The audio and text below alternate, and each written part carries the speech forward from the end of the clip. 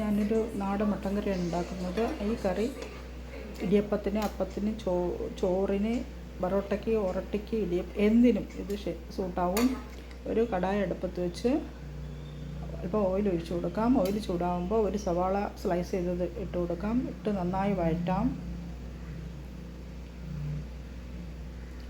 വഴറ്റിയതിന് ശേഷം 8 പച്ചമുളക്, 1 കപ്പ് ചെറിയ ഉള്ളി, 2 ഇഞ്ച് നീളത്തിൽ 1 കഷ്ണം ഇഞ്ചി,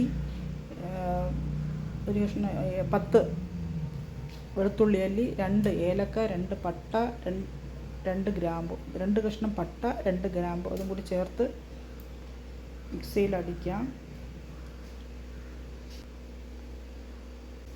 മിക്സിയിലടിച്ച് അതും കൂടി ചേർത്ത് കൊടുക്കാം.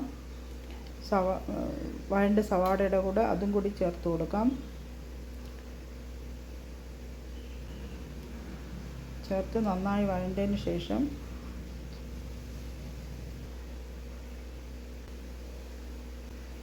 ഒരു 1/2 ടീസ്പൂൺ ഉപ്പ് കൂടി ചേർത്ത് നന്നായി വഴറ്റിയിട്ട് അതിലൊരു തക്കാളി അരിഞ്ഞതിട്ട് കൊടുക്കാം.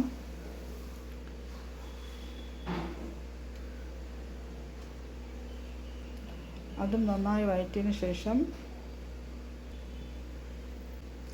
1 ടേബിൾ സ്പൂൺ മുളക് പൊടി, എരിയുള്ള മുളക് പൊടി,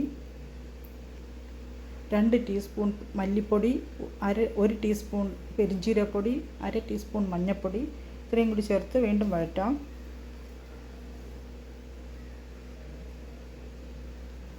അല്പം വെള്ളം ഒഴിച്ച് കൊടുക്കുക, ഇല്ലെങ്കിൽ പൊടി ചിലപ്പോൾ കരിഞ്ഞു പോകാൻ ചാൻസ് ഉണ്ട്. അല്പം വെള്ളം ഒഴിച്ച് വഴറ്റിയാൽ നന്നായി വഴണ്ടും കിട്ടും. അത് വഴറ്റിയതിന് ശേഷം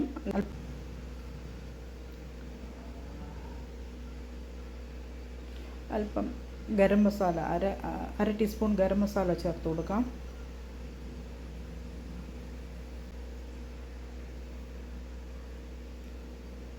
നന്നായി വഴണ്ടതിന് ശേഷം ഇത് അല്പം നേരം മൂടി വയ്ക്കാം.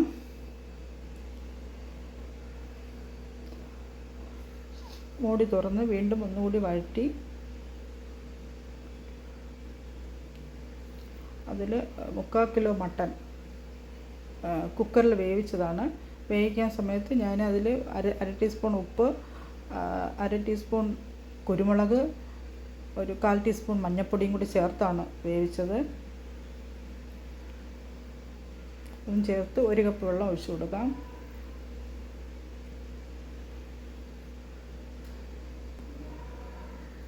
അത് ഒഴിച്ച് വെള്ളം ഒഴിച്ച് നന്നായി വഴറ്റി യോജിപ്പിച്ചതിന് ശേഷം മൂടി വയ്ക്കാം. ഇത് മൂടി വെച്ച് ഒരു 3 മിനിറ്റ് കഴിഞ്ഞ് തുറക്കാം. വളരെ സിമ്മിലാണ് ഞാൻ വെച്ചത്. 1 മിനിറ്റ് കഴിഞ്ഞ് തുറന്ന് നന്നായി ഒന്ന് ഇളക്കിയിട്ട് വീണ്ടും മൂടി വെച്ച് ഒരു 2 സെക്കൻഡ് കഴിയുമ്പോൾ ഓഫ് ചെയ്ത് സെർവ് ചെയ്യാം. എൻ്റെ വീഡിയോ ഇഷ്ടമാവുകയാണെങ്കിൽ ലൈക്ക് ചെയ്ത് ഷെയർ ചെയ്ത് സബ്സ്ക്രൈബ് ചെയ്യൂ പ്ലീസ്.